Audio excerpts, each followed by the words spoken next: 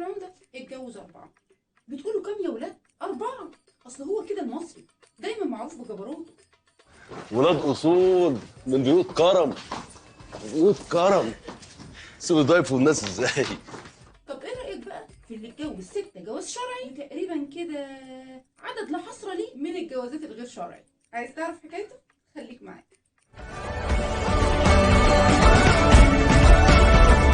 السلام عليكم ورحمة الله، ازيكم عاملين ايه؟ يا رب تكونوا تمام بصحة كويسة. وبكل بساطة انا رشا حسن، ودي سلسلة حلقات الأثرجية. قالك محمد رمضان ركب الترند بجعفر العمدة وانه غير فكرة المصريين تماما عن الجواز 4 مرات. اصل هو كده المصري دايما معروف بجبروته. طب تعالى اقول لك بقى ان جعفر العمدة ده ما يجيش حاجة في جدك رمسيس الثاني. والله زي ما بقول لك كده كان راجل مش عادي. مش تقول لي جعفرتي. اول ما رمسيس الثاني جه ولى الحكم قال لك لا بقى لازم اكمل نص دين. فكانت اول جوازاته حلاوتهم. والله زي ما بقول لك كده حلاوتهم دي كانت الملكه نفرتاري، وهي كانت اميره بنت ملك الحيثيين، وكانت بصراحه اسم على مسمى.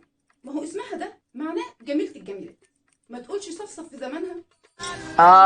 لو نسمع لصفصف، لو نسمع لصوت الحكمة. أنا الملكة. وكانت نفرتاري الزوجه المفضله للملك رمسيس الثاني. ما هو القلب ما يريد بقى، لدرجه ان العلماء قالوا عن قصه حبهم ان هي اول قصه حب خلدها التاريخ. وكان رمسيس بعد ما بيسمع صوتها الشتوي بيتغزل فيها، وقال عنها هي التي تشرق الشمس من اجلها. تعالى شوف يا جد المصري دلوقتي بيقول ايه. اللي بيدلع مراته وبيقول لها بكل حب ومن قلبه كان يوم اسود يوم ما شفتك. يخرب بيت حبك، الحب ولع في الدنيا. ده من كتر حبه فيها يا راجل كان هريها هدايا، بس مش اي هدايا بقى، دي هديه رمسيس، وكانت اعظم واغلى هديه جابها لها مقبره. يا سلام، اهو ده الحب ولا بلاش؟ هو ده الحب وبحق وحقيقي. اصل الدنيا دي فانيه. لكن بصراحه مقبره نفرتاري من اجمل المقابر اللي موجوده في وادي الملوك في الاقصر، ومن اشهر مقابر الملكات في مصر القديمه. اصل الملك عملها بحب، واشهر حاجه كانت بتميز المقبره دي الازياء اللي كانت لابساها الملك. انت بتاخد التقيله؟ البت اللي لبسها كله من بلاد بره بتحب لبسك. او ربنا قالت لي لبس حريم الدنيا كله في كفه، وازياء صفصف في كفه تانيه لوحدها.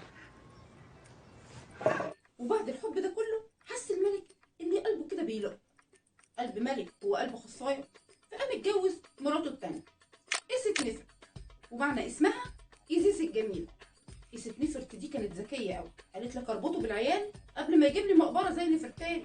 فخلفت له 4 ولاد و4 بنات، وكان من اشهر اولادها مرمبتاه، وده اللي اتولى الحكم بعد ابوه رمسيس الثاني. اتخنق بقى رمسيس من دوشه العيال وقال لك انا مش لاقي راحتي، فقام اتجوز التانية، ودي كانت اسمها مأحر نفر رع. والله اسمها لوحدها، يا مأحر نفر رع روحي، يا مأحر نفر رع تعالي. ده اسمها وحده ينشف الريق.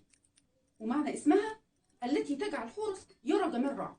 متهيألي اسمها ثلاثي كده يملى صفحه. كانوا مصعبينها على نفسهم قوي اجدادنا القدماء. دول بقى زوجاته ال3 الاولانيين، اما ال3 التانيين فكانوا من بناته، وكانت اولهم نفرت امير، ومعنى اسمها المحبوب. اسمه صغير قوي، اسماء الجيل الجديد بقى يا سيدي. ودي كانت بنته من الملكه نفرتاري، وبقت هي الملكه الرسميه بعد وفاه والدها، واخدت لقب الزوجه العظمى. وبعدها اتجوز بنته الثانيه نيفي طاوي سيده الارضين، وهو لازم يعدل بين ولاده برضه، فراح اداها لقب الزوجه الملكيه العظمى. اما باقي جوازاته بقى فكانت جوازات عبد، زي ما تقول كده عدد لا حصر ليه من المحظيات في القصر الملكي. والحمد لله ربنا رضاه بالجوازات دي ب 111 ولد و51 بنت. ما تقوليش بقى جعفر اللي قاعد يدور على ابنه طول المسلسل. شابولي الملك رمسيس. ودي كانت حكايتنا النهارده، يا رب تكون عجبتكم، واستنوني في حكايات حلوه كتير من الأثرجية. باي باي.